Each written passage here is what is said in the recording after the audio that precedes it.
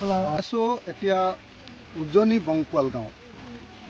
বংকুৱাল হ'ল উত্তৰ মহুৱা পঞ্চায়তৰ নহয়, উত্তৰ মহুৱা পঞ্চায়তৰ আমাৰ বোকাখাট সমষ্টিৰ এইটো হ'ল আপোনাৰ উজনি বংকুৱাল গাঁও।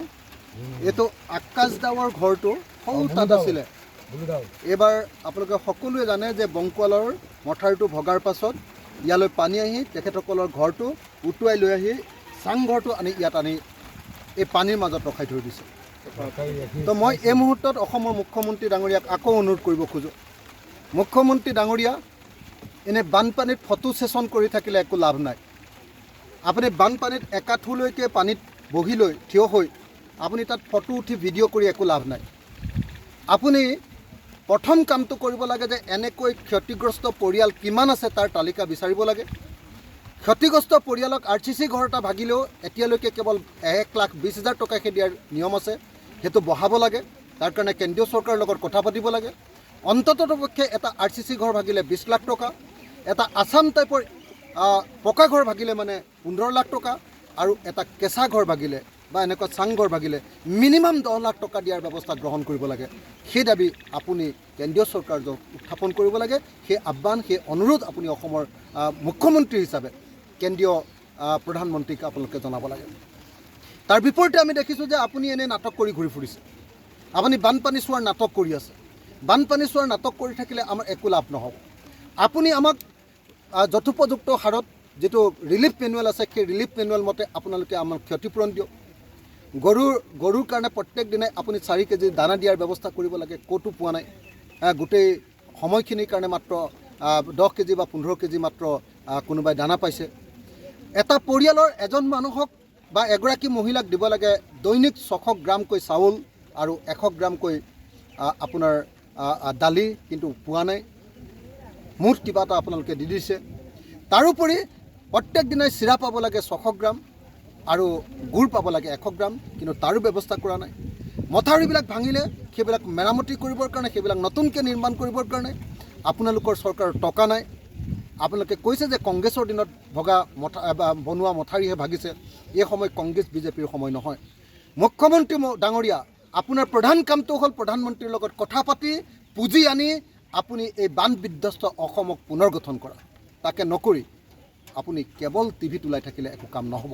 সেইকাৰণে মই গ্ৰাউণ্ড জিৰ'লৈ আহি এই যিটো আপোনাৰ ভাগি যোৱা এটা চাংঘৰ, মিচিং মানুহৰ, অসমৰ ভূমিপুত্ৰ মিচিংসকলৰ এটা চাংঘৰ ইয়াত এনেকৈ পানীৰ মাজত পৰি আছে, আপোনালোকক মই প্ৰকৃত অৰ্থত এই পৰিয়ালবিলাকক ক্ষতিপূৰণ দিবৰ কাৰণে, মথাউৰিবিলাক নিৰ্মাণ কৰিবৰ কাৰণে, ভাগি যোৱা ৰাস্তাবিলাক বনাবৰ কাৰণে আৰু লগতে উপযুক্ত ক্ষতিপূৰণ দিবৰ কাৰণে দাবী উত্থাপন কৰিলোঁ।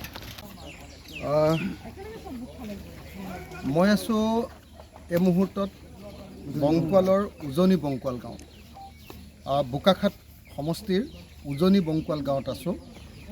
উজনি বংকুৱাল গাঁৱত এই ঘৰটো দেখিছে, এটা মিচিং চাংঘৰ। এই মিচিং চাংঘৰটো ইয়াৰ পৰা নিশ্চয় দেখিছে আপোনালোকে, এই চাংঘৰটো ভাগি গৈছে। ইয়াত 3টা মিচিং চাংঘৰ একেলগতে ভাগি ইয়াত ধ্বংসস্তূপত পৰিণত হৈছে। এতিয়া অসম চৰকাৰৰ হিচাপত, কেন্দ্ৰীয় চৰকাৰৰ হিচাপত এটা ঘৰ ভাগিলে, সম্পূৰ্ণ যদি ভাগি যায়, তেতিয়াহ'লে কেৱল আৰু কেৱল 1,20,000 টকাৰ ক্ষতিপূৰণ দিয়াৰ ব্যৱস্থাহে আছে। কিন্তু পৃথিৱীৰ সকলো মানুহে জানে যে 1,20,000 টকাত এটা চাংঘৰ নহয়, এটা পকী ঘৰ নহয়, আনকি এটা কেঁচা ঘৰো আজিৰ দিনটোত 1,20,000 টকাত বনোৱাটো সম্ভৱপৰ নহয়। কিন্তু দুৰ্ভাগ্যৰ কথা, এতিয়াও কেন্দ্ৰীয় চৰকাৰৰ যিটো ৰিলিফ মেনুৱেল আছে, তাৰ ক্ষতিপূৰণৰ যি তালিকা আছে, সেই তালিকা অনুসৰি এতিয়ালৈকে ক্ষতিপূৰণ কেৱল এটা ঘৰত 1,20,000 টকাকেহে দিয়াৰ নিয়ম আছে। মই সেইকাৰণে অসমৰ মুখ্যমন্ত্ৰী ডাঙৰীয়াক অনুৰোধ কৰিছোঁ যে আপুনি এনে পানীত নামি ফটো তুলি ফটো ছেশ্যন কৰি থাকিলে নহ'ব। মুখ্যমন্ত্ৰী ডাঙৰীয়া, যদি সঁচাকৈ এই বান বিধ্বস্ত ৰাইজক সহায় কৰিব খুজিছে, আপুনি ভাৰত চৰকাৰক বাধ্য কৰক যে 1,20,000 টকাৰে এটা RCC ঘৰ, 1,20,000 টকাৰে এটা আছাম টাইপ পকা ঘৰ আৰু 1,20,000 টকাৰে এজন মিচিং মানুহৰ চাংঘৰ বা 1,20,000 টকাৰে এটা কেঁচা ঘৰ নিৰ্মাণ কৰাটো এই মুহূৰ্তত সম্ভৱ নহয়।